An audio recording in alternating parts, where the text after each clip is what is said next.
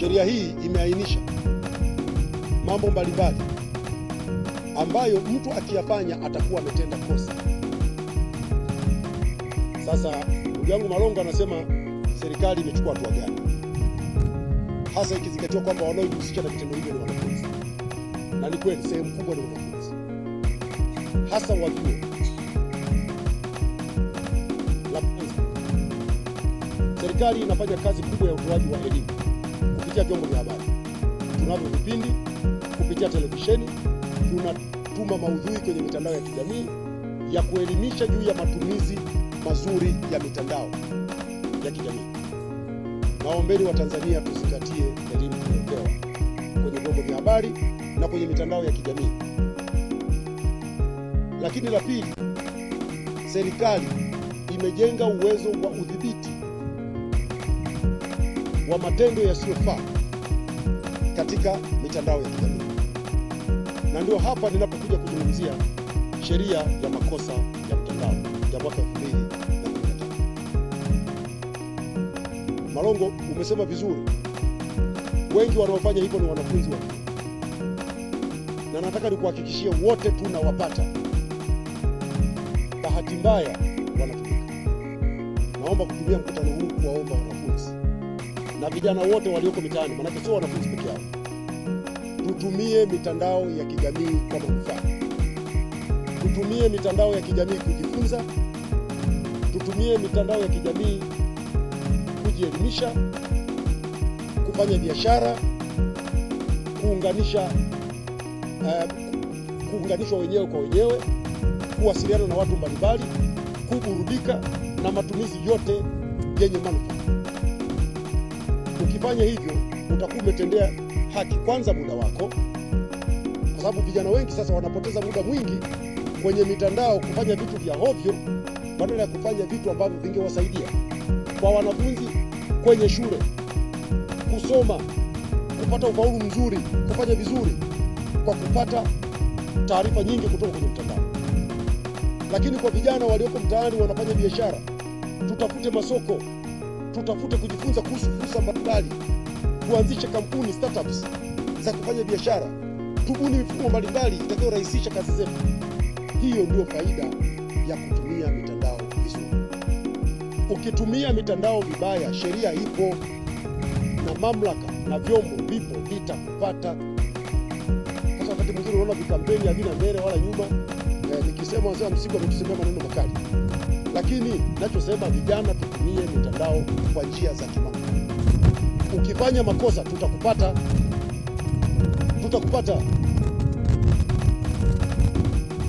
Sheria inakataza kutukana. Sheria inakataza kufanya uchochezi. Sheria inakataza kuzua taharuki. Sheria inakataza kudhalilisha. Tumeanza kuona kwenye mitandao watu wanafanya makosa haya. Sasa naomba niwaambie vijana, hakuna atakayefanya makosa haya akabaki salama. Tutakupata. Itakuwa ni swala la muda tu. Hatukukupata leo, tutakupata kesho, tutakupata kesho kutwa, tutakupata wiki ijayo, tutakupata mwakani. Jinai haifi. Na tukiwakamata vijana hawa wengi utasikia nilikuwa sijui. Kwenye sheria kuna msemo wa kikinga. Unasema ignorance to law has no defense. Kuto kujua sheria sio kinga. Ukifanya makosa ya mtandao, haya niliyoyasema, uwe unajua, uwe hujui, sheria ni msumeno. Ukikupata, fungu cha 16 kile kinasema wazi. Umeandika habari za uchochezi, za kuzua taharuki, za kudhalilisha watu. Ukikupata na ukithibitika na mahakama, faini shilingi milioni 5 au zaidi.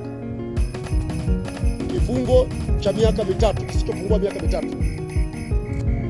au vyote kwa ujumla. Ukipatikana, ama utapigwa faini ya shilingi milioni 5 au zaidi, au utafungwa miaka 3 au zaidi, au vyote viwili kwa ujumla. Vijana wengi wako vioni hata ada mtihani. Wakati mwingine wanakuja wazazi wanalalamika, wanapata kitendo. Naomba wazazi, zungumzeni na vijana wenu. Wako vioni wakafanye kazi ili wapeleka vioni. kazi yao ni kusoma.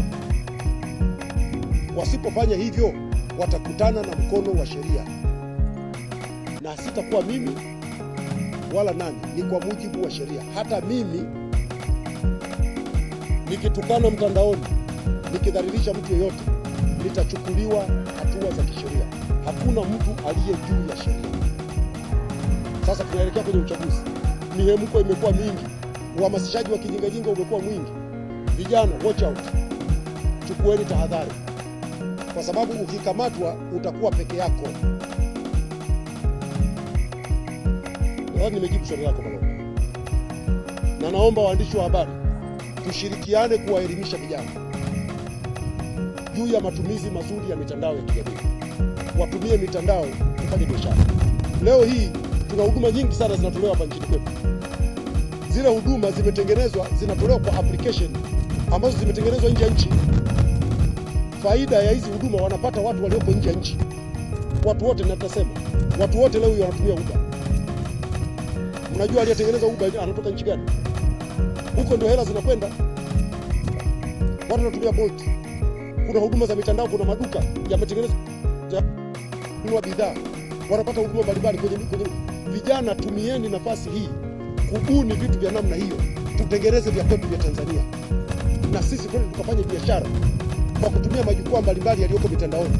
Tunufaike na fursa zilizopo kwenye mtandao, na sio kuingia kwenye mtandao unaandika vitu vya ambavyo ukimaliza kuandika pale umepoteza muda, umepoteza bando, haujapata chakula, hujapata soda, hujapata maji, hujalipa ada, hujafanya kitu chochote. Unamaliza pesa zako, ukitoka hapo shida ziko pale pale. Nonsense. Tusaidiane kuwaelimisha vijana. Sawa jamani? Nipokee swali la mwisho. Ningependa ijulikane kwamba serikali haijawahi kuwa na dhamira ya kubana uhuru wa watu, sababu uhuru wa watu kueleza ni takwa la kikatiba, ni haki ya kikatiba kwa Tanzania. Lakini nataka niwakumbushe ndugu zangu wa Tanzania, matumizi ya mitandao kwenye nchi yetu yanadhibitiwa kwa sheria. Nayo sheria ya mwaka 2015 ya makosa.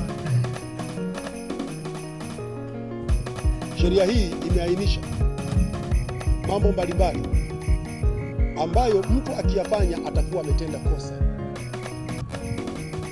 Sasa ndugu yangu Malongo anasema serikali imechukua hatua gani, hasa ikizingatiwa kwamba wanaojihusisha na vitendo hivyo ni wanafunzi. Na ni kweli sehemu kubwa ni wanafunzi, hasa wa vyuo. La kwanza, serikali inafanya kazi kubwa ya utoaji wa elimu kupitia vyombo vya habari. Tunavyo vipindi kupitia televisheni, tunatuma maudhui kwenye mitandao ya kijamii ya kuelimisha juu ya matumizi mazuri ya mitandao ya kijamii. Naombeni wa Tanzania tuzingatie elimu tunayopewa kwenye vyombo vya habari na kwenye mitandao ya kijamii. Lakini la pili, serikali imejenga uwezo wa udhibiti wa matendo yasiyofaa katika mitandao ya kijamii. Na ndio hapa ninapokuja kuzungumzia sheria ya makosa ya mtandao ya mwaka 2015.